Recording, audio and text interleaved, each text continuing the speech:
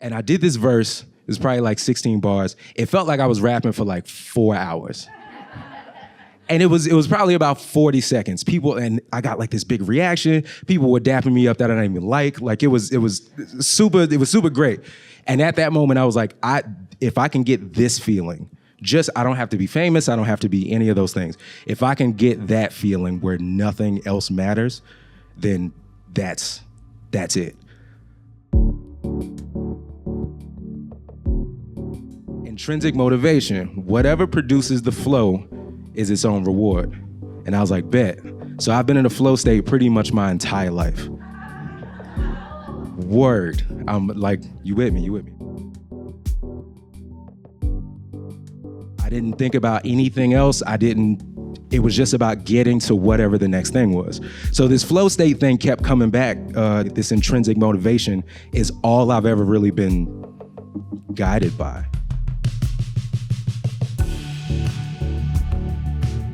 Don't be afraid to freestyle. Don't be afraid of the next line. Don't be afraid of the next job, the next situation. Just, it's going to come. It always does.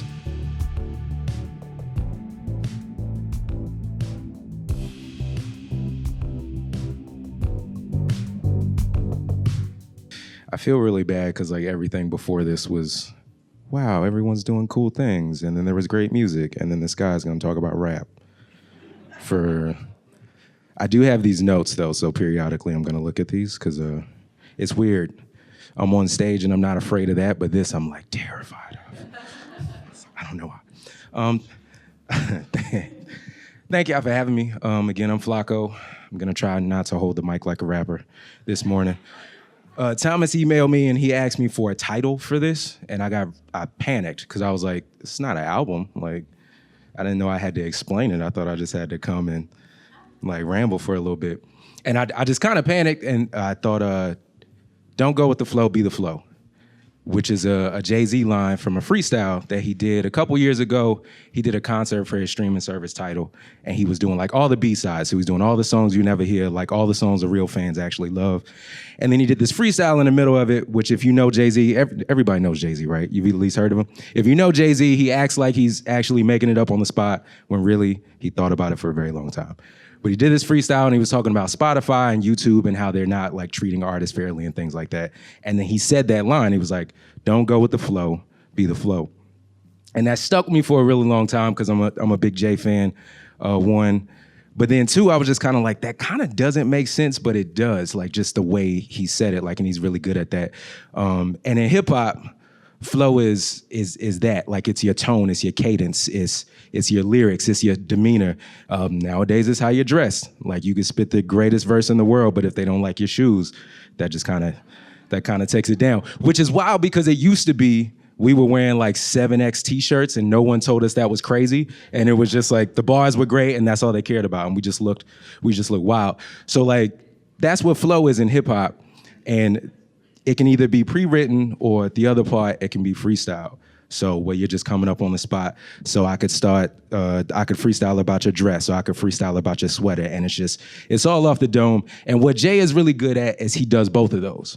And that's kind of like what I do when I'm doing verses.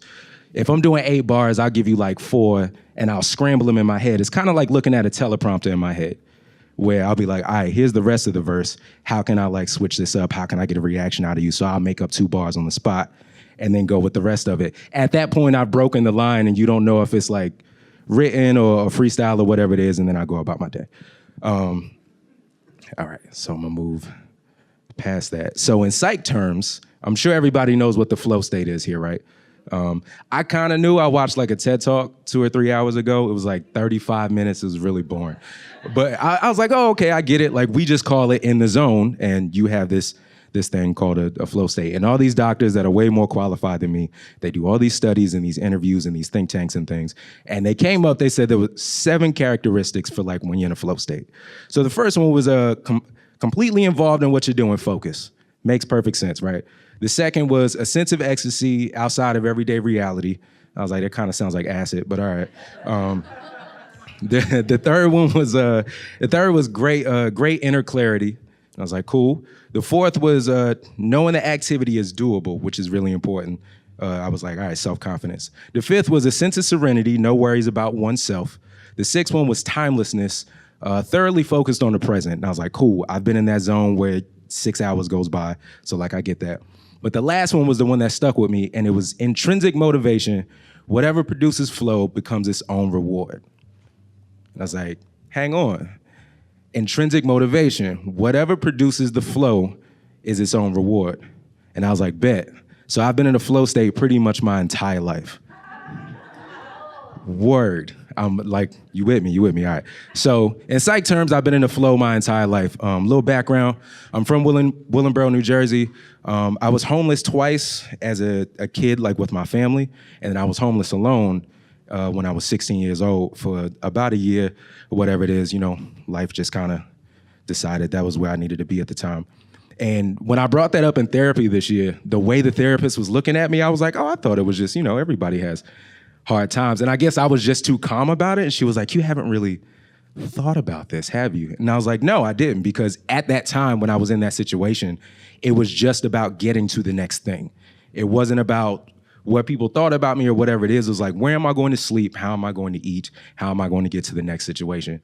So I had 2 jobs. I had a 96 Pontiac Grand Am with tinted windows and 17-inch rims, which made no sense for living in my car.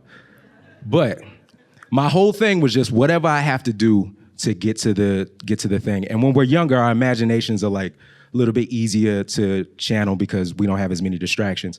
So during that time, Frank Abagnale was like one of my favorite people. I watched that movie, yes, I watched that and I was just like, yo, this is great. This is a teenager lying to everybody and making a lot of money. So I had one suit. So when I wasn't working, on the days I wasn't working, I would go to a coffee shop, I would like buy a paper or whatever it is, and I would just kind of sit there. Ended up learning the staff and things like that. They had no idea what was going on. I joined one of those like Ponzi schemes before online shopping was a thing. It was called like Quickstar. I ended up getting like a 3-day conference out of that because I joined this dude's team and there was like, we'll pay for everything, we'll pay for food. And all I heard was, I'll have 3 days where I'll be in a hotel bed. No one has to know what's happening, you know what I'm saying? That was all I was focused on, was just getting to the next thing until I was able to get out of it. So I was like, all right, that's kind of like a flow thing. As far as hip hop is concerned, I've been flowing since probably about 2002 was when I wrote my first rap, and I can't let y'all hear any of that because I was way more vulgar during that time. Was talking about all the things I was not actually doing. But that's what we did back then. I wanted to be a part of hip hop because of my cousins. Hip hop is Black culture. I wanted to be a part of a community that I didn't really feel like I was a part of because I was different. I was weird. I had a comic book when I was a kid, The Adventures of Kevin and Imani. It was me and my little cousin. We were superheroes, because that's what you think about when you're like 7 or 8 years old. And I really wish I had some of those copies or whatever. But those were just the things. So like getting into hip hop wasn't surprising to me once I got into it because I've been writing since I was a kid. And that was it just felt right. Like when I would write verses from my cousins and see them in ciphers and things like that. And there was one cipher the year I graduated high school. I built up the nerve and I wrote this verse and I was like, all right, I got it. I'm gonna be the last one to go and then I'll never see these people again. So if it's terrible, they won't care. And I did this verse, it was probably like 16 bars. It felt like I was rapping for like 4 hours. And it was probably about 40 seconds. And I got like this big reaction. People were dapping me up that I didn't even like. Like it was super great. And at that moment I was like, if I can get this feeling, I don't have to be famous, I don't have to be any of those things. If I can get that feeling where nothing else matters, then that's it. So from there, I lied on an application for an internship for a record label, which really isn't my fault. Someone didn't do their job. So that's just kind of how I look at it. None of this stuff made sense. Like I wasn't in college. Like I think the community college that I went to is no longer a college or wasn't at that time. So someone just didn't do the research. But I lied on the application to get the internship and I got it. They ended up canceling the program because record labels are always like firing people and stuff like that. But it got me out of my situation. It got me out of New Jersey to Atlanta. Now I had to figure something else out. My grandparents live 45 minutes away, so I was like, cool, I'm going to Macon, Georgia, and I'll just figure it out. All I know is I'm not going back home because I don't feel like I have one. That was it. I didn't think about anything else. It was just about getting to whatever the next thing was. So this flow state thing kept coming back as I was thinking about what I was gonna say to you today. This intrinsic motivation is all I've ever really been guided by. It's just I'm not going back in that direction, and I haven't. So I wanted to share a couple things with you. I just made songs every day. It was basically it. I made songs. I was on stage every weekend. It didn't matter. Strip club, wherever they would do an open mic, like I would do that.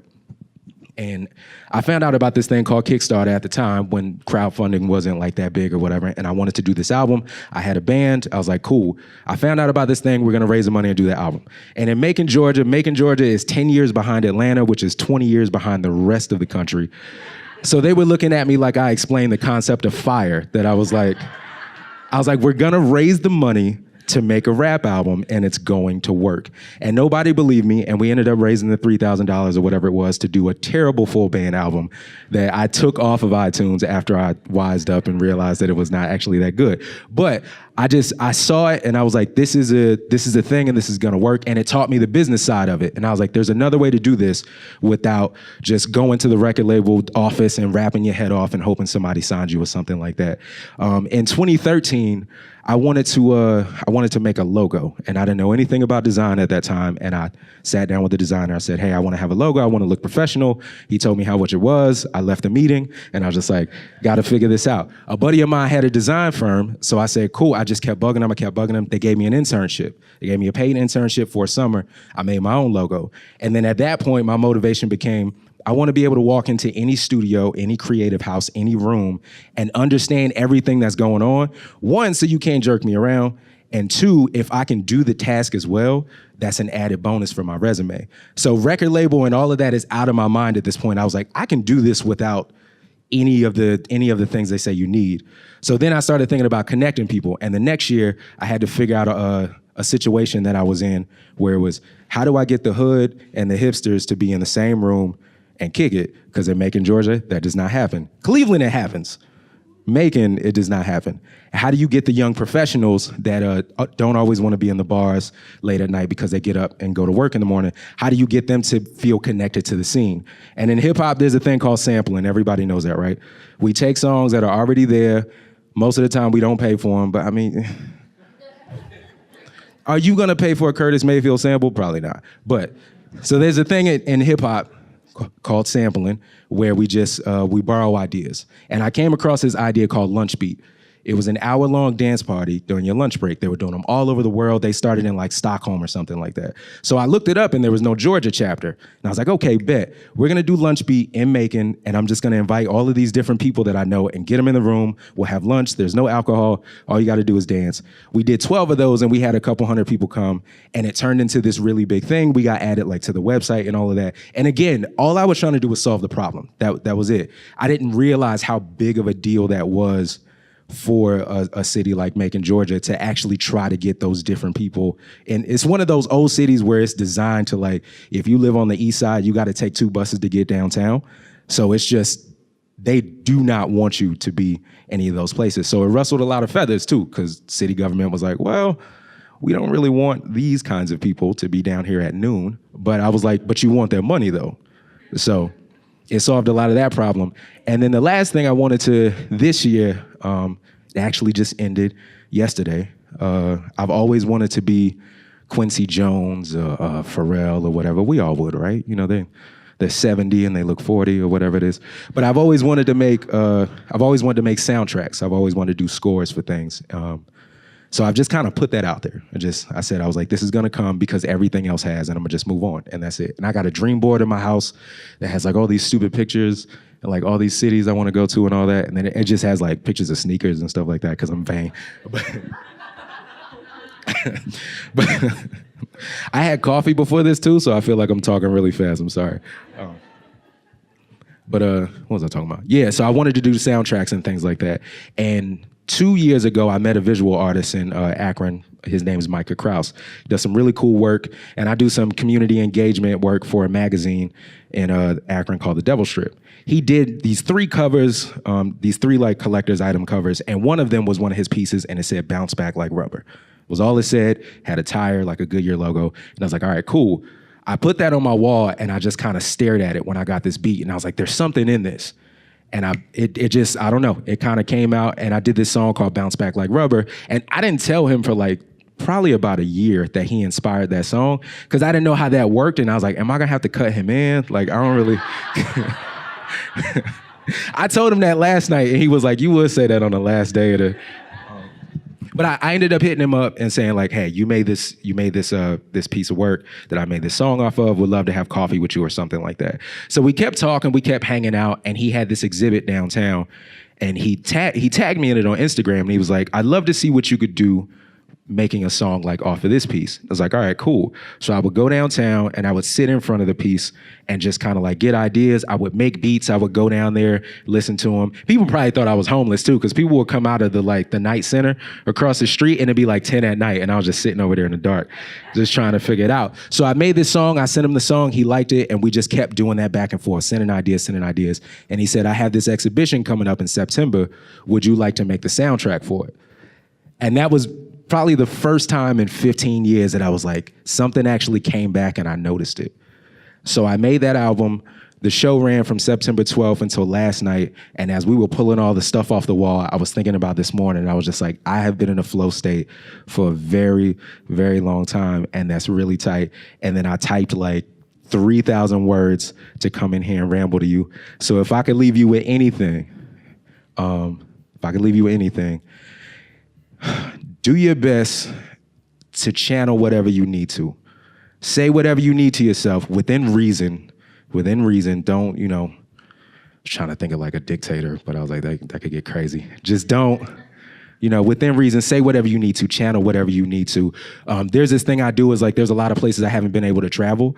So I thought people with drones were weird for a really long time, because I was like, why are you just flying these around, looking in people's windows and doing weird things? But then it just kind of hit me one day, and I typed on YouTube like Croatia or something like that. And there's all this like drone footage and sky view footage of all these cities and all these countries and places I want to go. So then I started doing that, and I was like, what would drums sound like if I made them in Croatia?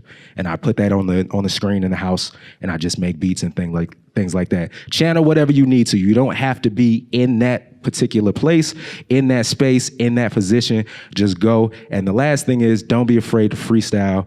Don't be afraid of the next line. Don't be afraid of the next job, the next situation. Just, it's going to come. It always does. And with that, don't go with the flow. Be the flow. Thank y'all.